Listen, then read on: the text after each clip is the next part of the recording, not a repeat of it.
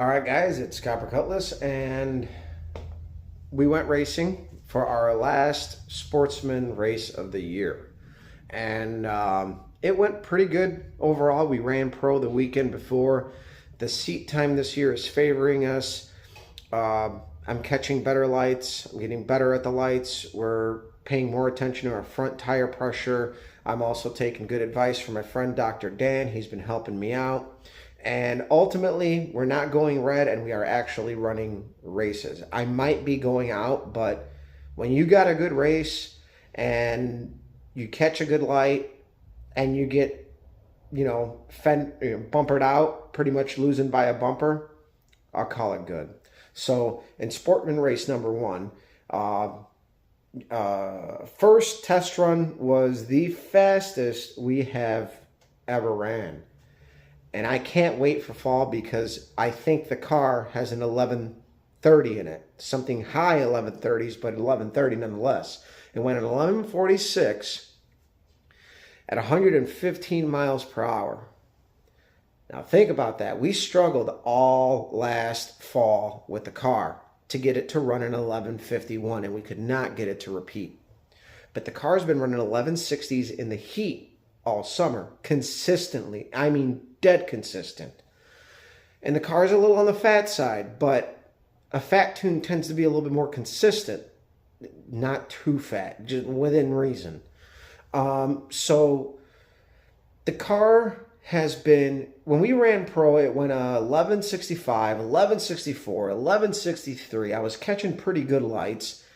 And ultimately, I went out in the second round in pro last weekend because the guy got a slightly better light and he ran it closer to the dial. And guess what happened first race of Sportsman? Same thing.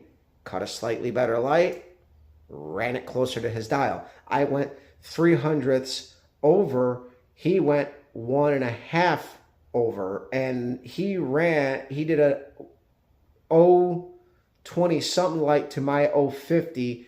My light slowed down. The car also slowed down a little bit. It had been running 1149s like glued.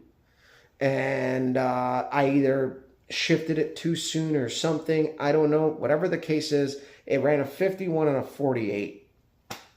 And that was enough for me to go out. Combined with the reaction time, the total package came out. The margin of victory was 0.031. So that's kind of significant. But you know what? It was a race. We didn't go red. I didn't completely catch a horrible light. You want like a 030 light average is pretty good, and we're getting there. We're getting there. We're also learning that our routine behind the wheel, as far as staging, but not just staging in the car. I wipe down my steering wheel, my shifter. I wipe my hands down. Like those little things tend to keep me focused because I'm like, all right, instead of just sitting in the car in pure anticipation, I'm doing things to kind of keep me busy in the car as part of the ritual to get me between the burnout box and the beams to stay kind of in the game and not constantly be thinking, catch a good light, catch a good light, catch a good light, and then you go red.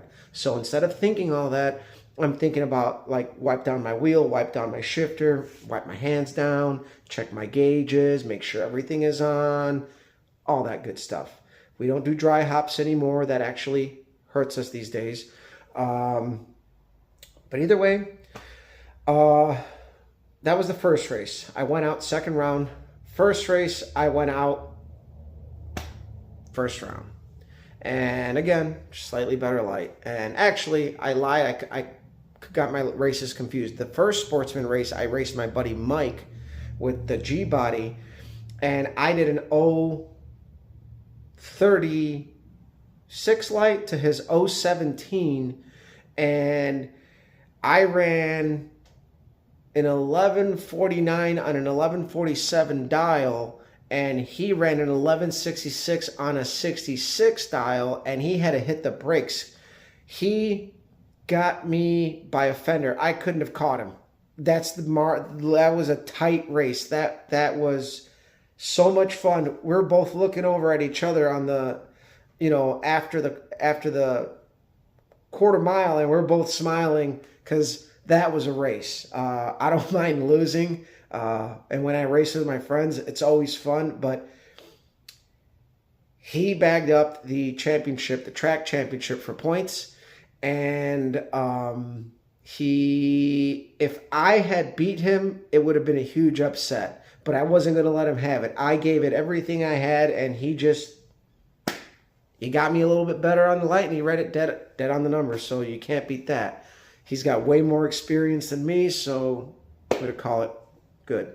Our season did start out rough, but it's ending out pretty good. We got an index race next weekend where we're going to run Saturday and Sunday, and then there will be a few weeks off, and then we will have another race, which will be the finals for index, which we're going to continue to run index. The car is running good, and I've been having a lot of fun just putting a ton of runs in the car, and the car just keeps running good. There's no reason to be afraid at this point. I don't care. This engine owes me nothing, all right? It owes me nothing. It's been abused for 6 seasons.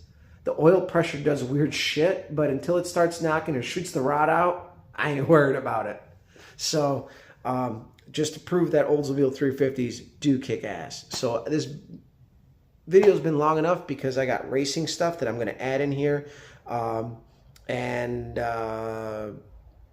Yeah, so next weekend is a full weekend of racing. Hopefully we go rounds in index. Our season's kind of ending pretty good. We've taken home a little bit of money here and there, so I can't complain. So share, like, subscribe, follow me on Instagram as Copper Cutlass, and we will let you guys go.